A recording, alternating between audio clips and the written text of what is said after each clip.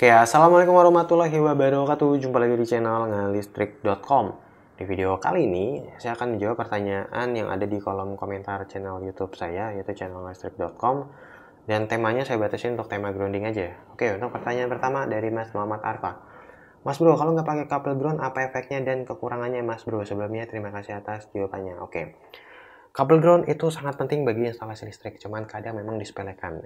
Kalau saya mau analogiin itu, misalkan gini, instalasi listrik saya analogiin seperti orang naik motor, maka kabel ground itu adalah helmnya. Ya mungkin bagi teman-teman yang naik motor pengen keliling kompleks gitu kan, merasa oh nggak ada razia nih, nggak ada polisi gitu, ya udah nggak usah pakai helm gitu.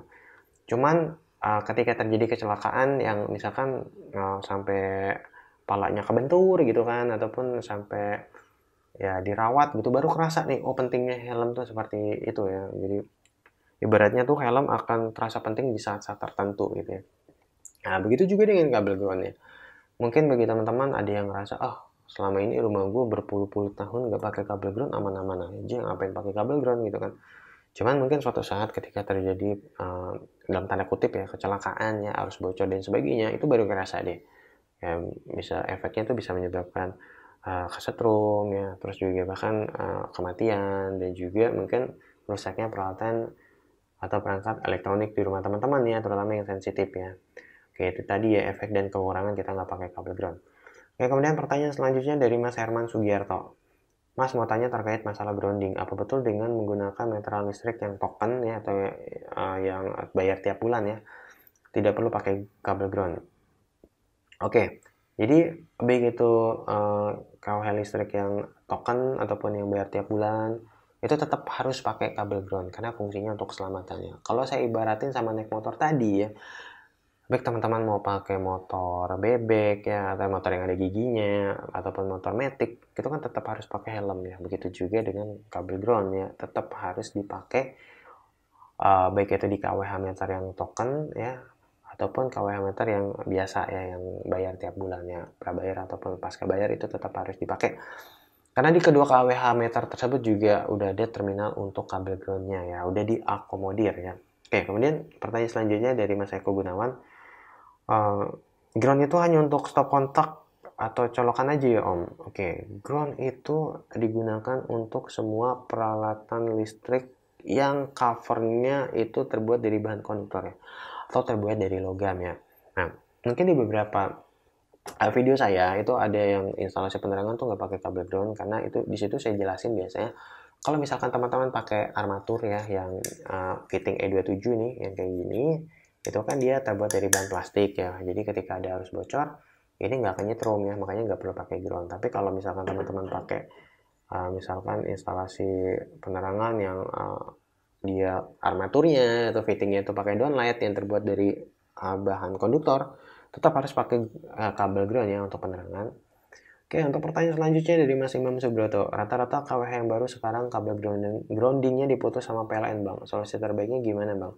Minta pasang ya. Itu biasanya sih gini sih, pihak PLN tuh mutus kabel ground karena dia takut instalasi listrik di rumah teman-teman tuh jelek gitu. Nah, caranya ya teman-teman harus ngeyakinin PLN, Pak, instalasi listrik di rumah saya tuh udah bagus gitu kan. Karena kenapa? Karena kalau instalasi listrik di rumah teman-teman jelek terus disambungin ke KWH meternya PLN, itu biasanya ada tulisan periksa dan KWH meternya ini nggak bisa dipakai. Mungkin si petugas PLN-nya tuh repot jadinya ya, harus telepon sana sini.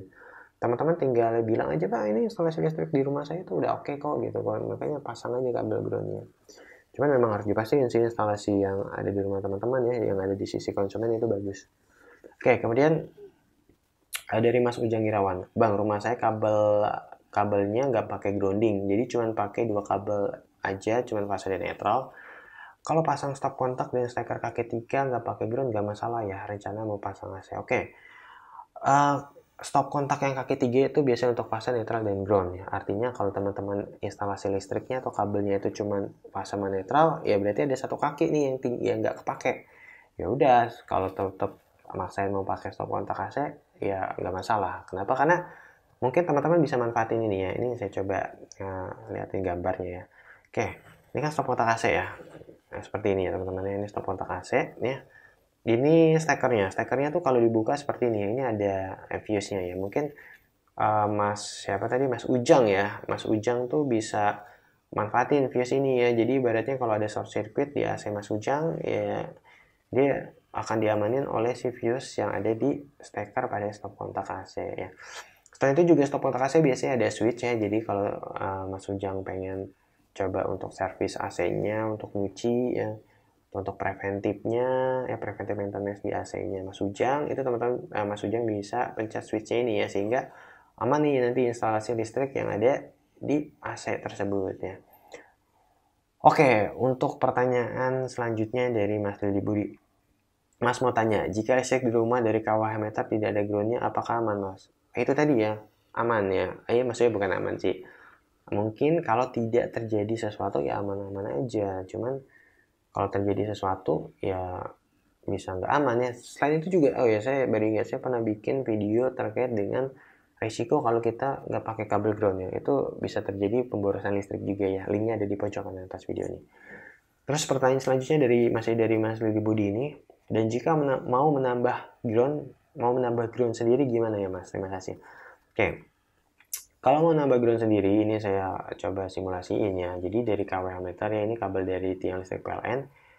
Ya, teman-teman ambil yang di terminal nomor 3, disambungin ke terminal grounding yang ada di MCB box ya. Kemudian dari terminal grounding di MCB box, yaitu di paralel dengan kabel yang menuju ke batang besi yang ditancapkan ke tanah. Seperti ini ya teman-teman.